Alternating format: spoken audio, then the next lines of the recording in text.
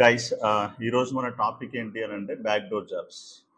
So అసలు back door jobs అంటే ఏంటి? చాలా మంది బ్యాక్ డోర్ జాబ్స్ గురించి ట్రై చేస్తూ ఉంటారు బయట, రైట్? దాని గురించి ఈరోజు మనం డిస్కస్ చేద్దాం. అంటే ఇండస్ట్రీలో ఇక్కడ two kind of back door jobs ఉన్నాయి. అంటే ప్రజెంట్ సిచ్యువేషన్లో, అంటే ఇంతకు ముందు one kind of back door jobs ఉంటుండే, ఇప్పుడు two kind of back door jobs ఉన్నాయి. అసలు ఈ two kind of back door jobs అంటే ఏంటి అంటే, ఇక్కడ real fake back door jobs ఉన్నాయి and fake back door jobs ఉన్నాయి. So real back door jobs అంటే ఏంటి, ఫేక్ బ్యాక్ డోర్ జాబ్స్ అంటే ఏంటి? సో మనం ఈరోజు ఏదైనా ఒక దాని గురించి డిస్కస్ చేద్దాం. ఫస్ట్ మనం రియల్ బ్యాక్ డోర్ జాబ్స్ గురించి తీసుకుందాం. సో ఈ రియల్ బ్యాక్ డోర్ జాబ్స్ అని అంటే ఏంటి అని అంటే, ఈ యాక్చువల్గా అంటే ఒక కంపెనీకి ఒక క్యాండిడేట్కి మధ్యలో కన్సల్టెన్సీస్ ఉంటాయి. సో ఈ కన్సల్టెన్సీస్ ఏం చేస్తాయి అని అంటే, ఒక క్యాండిడేట్ని కంపెనీలోకి పంపిస్తుంది అనమాట. అంటే ఒక బ్యాక్ డోర్ ప్రాసెస్లో కంపెనీకి పంపిస్తుంది. అంటే ఇంటర్వ్యూ ఉంటుంది ఇక్కడ, కానీ ఆ ఇంటర్వ్యూ కూడా అంత స్ట్రిక్ట్గా ఉండదు అనమాట ఇంటర్వ్యూ. సో ఇక్కడ ఎందుకు స్ట్రిక్ట్గా ఉండదు అని అంటే, అక్కడ ఉండే కొంతమంది హెచ్ఆర్ మేనేజర్స్, కొంతమంది కొన్ని ఎంఎన్సీ కంపెనీస్లలో ఉండే కొంతమంది హెచ్ఆర్ మేనేజర్స్ ఈ కన్సల్టెన్సీస్తో టైఅప్ అవుతారనమాట. నేను అందరు హెచ్ఆర్ మేనేజర్స్ అంటే కొంతమంది హెచ్ఆర్ మేనేజర్స్ ఇక్కడ వాళ్ళు ఏం చేస్తారు అని అంటే, ఈ కన్సల్టెన్సీస్తో టైఅప్ అయ్యి, ఈ కన్సల్టెన్సీ ఏం చేస్తుంది అని అంటే, ఒక 3 to 4 lakhs క్యాండిడేట్ దగ్గర ఛార్జ్ చేసి, సో ఒక క్యాండిడేట్ని లీగల్గా కంపెనీలోకి పంపిస్తారనమాట. సో లీగల్గా కంపెనీలోకి అంటే ఒక ప్రాసెస్ ప్రకారం పంపిస్తారు. పంపించిన తర్వాత క్యాండిడేట్ అక్కడ ఒక ప్రాసెస్ ప్రకారం ఒక ఇంటర్వ్యూ ద్వారానే వెళ్తాడు, సెలెక్ట్ అవుతాడు. కానీ ఈ క్యాండిడేట్కి ఏంది అని అంటే, అక్కడ నేను ఎవరికి పైసలు కట్టినా అనేది ఎట్లాంటి విషయాలు ఏం కూడా తెలియదు అనమాట క్యాండిడేట్కి. ఓన్లీ ఈయన కన్సల్టెన్సీకి మాత్రమే కడతాడు. అక్కడున్న ఏ పర్సన్ నన్ను తీసుకుంటున్న అనేది కూడా తెలియదు అనమాట.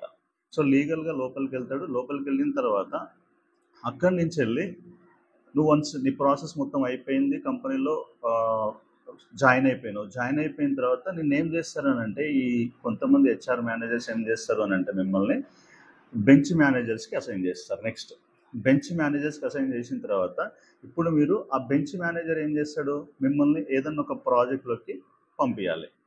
ఏదైనా ఒక ప్రాజెక్ట్లోకి లేదు ఏదైనా ఒక క్లయింట్కి సెండ్ చేయాలి మిమ్మల్ని. సో ఇప్పుడు ఈ బెంచ్ నుంచి వెళ్ళి మీరు ఏం చేస్తారు అని అంటే, ఏదైనా ఒక ప్రాజెక్ట్ కోసం ట్రై చేస్తారు. సో ఇప్పుడు ఇక్కడ మీ దగ్గర సబ్జెక్ట్ ఉంటేనే మీరు ఏదైనా ఒక ప్రాజెక్ట్లో డిప్లాయ్ అవుతారు, లేదా ఏదైనా ఒక క్లయింట్కి అసైన్ అవుతారు. ఒకవేళ ఇక్కడి నుంచి వెళ్ళి మీకు సబ్జెక్ట్ లేదనుకో, మీరు ఇదే బెంచ్లో ఉంటారు అనమాట. సో అల్టిమేట్గా నీకు ఎండ్ ఆఫ్ ది డే ఏంటంటే, సబ్జెక్ట్ ఉండాలి. ఇక్కడ మీకు ఈ బ్యాక్ డోర్ నడవదు లోపలికి పోయిన తర్వాత.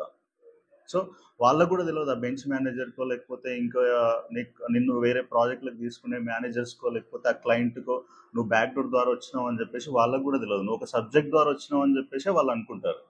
సో సబ్జెక్ట్ ద్వారా వచ్చినావు అని చెప్పేసి అనుకుంటారు. ఇప్పుడు నీకు అక్కడి నుంచి వెళ్ళి కూడా ఇంటర్వ్యూ ఉంటుంది అనమాట. అంటే నువ్వు వేరే ప్రాజెక్టులకు వెళ్ళాలన్నా, వేరే క్లయింట్కి అసైన్ అవ్వాలన్నా నీకు ఒక ఇంటర్వ్యూ కండక్ట్ చేస్తారు వాళ్ళు. ఆ ఇంటర్వ్యూలో నువ్వు సక్సెస్ అయితేనే నువ్వు ప్రాజెక్ట్లో ఉంటావు, లేదంటే ఒక క్లయింట్కి అసైన్ అవుతావు.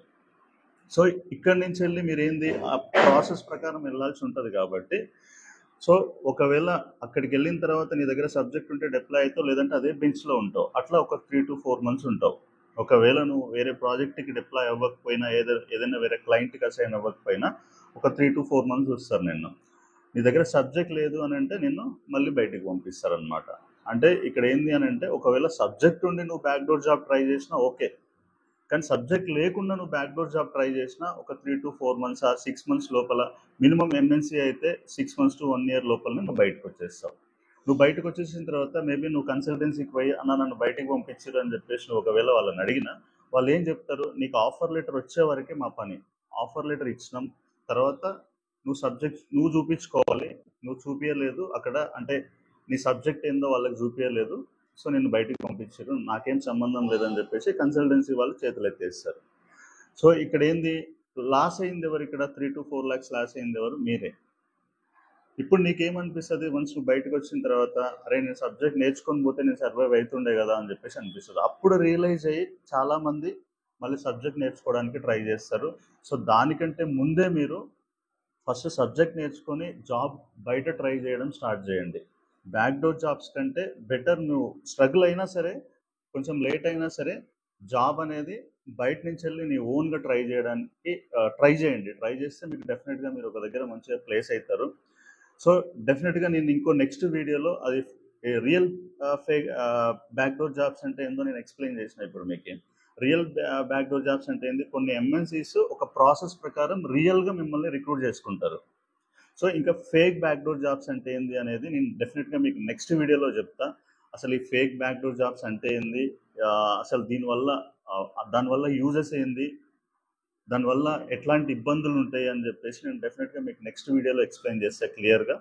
సో రైట్, నెక్స్ట్ వీడియోలో కలుద్దాం గైస్.